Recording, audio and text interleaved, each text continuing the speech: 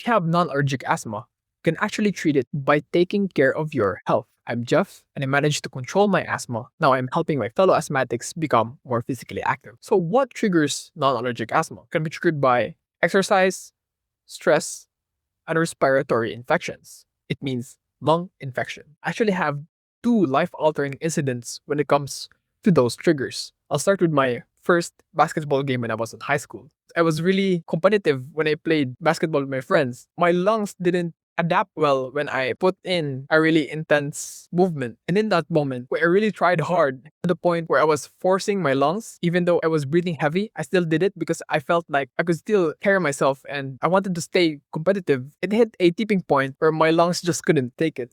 What I remember is I was just holding on the railings and I was just focused on my breath. I couldn't think of anything else. My vision was darker than usual. I have a very dark contrast. The sides of my vision became very blurry, just like when you're seeing a screen shake on a video. So I just focused on holding on the railings, catching up to my breath.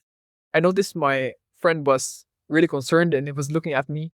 I underestimated it because I'm a physically active person and I got used to my asthma not getting triggered by exercise because I do it frequently. But now I was really inactive when I got into it. That was the fuck this event for me. I said no more and I'm going to treat my health seriously. I'm going to treat my body seriously. That was my main motivation, that I went from a super skinny kid into doing competitive stuff like winning a race, winning a cardio contest, and climb the tallest mountain in the Philippines. The second pivotal moment in my life, it was a viral infection that got into our office and made us all sick. And that virus went into my lungs and triggered my asthma. That caused me to have a sick leave because I couldn't work and I couldn't sleep. That made me serious about this YouTube channel. I want to help my fellow asthmatics to lower their asthma symptoms because I know how hard it is. Of course, we get a lot of regular asthma attack, but you get one of these really severe ones that hit you out of the blue where you really couldn't breathe.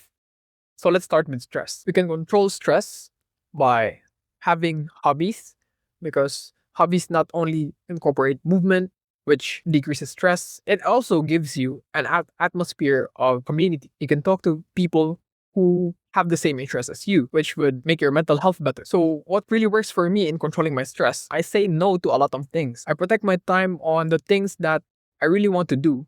Not because a person requested me. I don't feel obligated to say yes to all of the requests.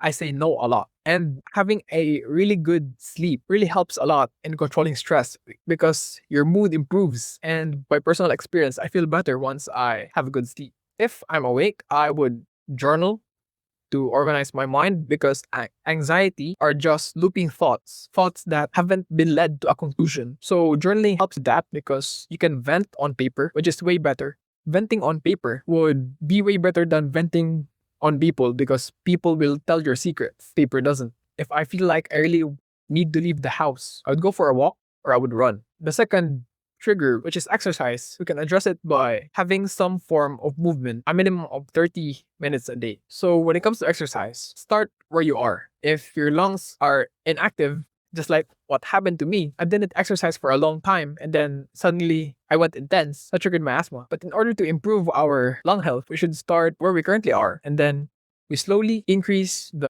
intensity. But for now, just start with being consistent. At least walk or have a form of movement for 30 minutes a day. When it comes to the third part, which is the viral infections, if ever I do get infected, I do everything I can to reduce the symptoms, just like reducing the lung inflammation. What I mean by that is when your airways swell and have mucus on it. Asthma is an inflammation of the lungs by definition. So reducing inflammation does not cure asthma, but it helps in reducing your symptoms once it occurs. When it comes to lowering your whole body's inflammation, avoid refined foods like sugar, fried food, trans fat, alcohol, seed oils, artificial additives and preservatives, artificial sweeteners. You can take supplements that help lower inflammation, which is omega-3 fatty acids helps reduce inflammation. You can get this from fatty fish, and it helps reduce airway inflammation. Glycine is also anti-inflammatory and makes you calmer. Vegetables with leafy greens and turmeric helps a lot. And there's also a free biohack that you can use to lower your overall inflammation,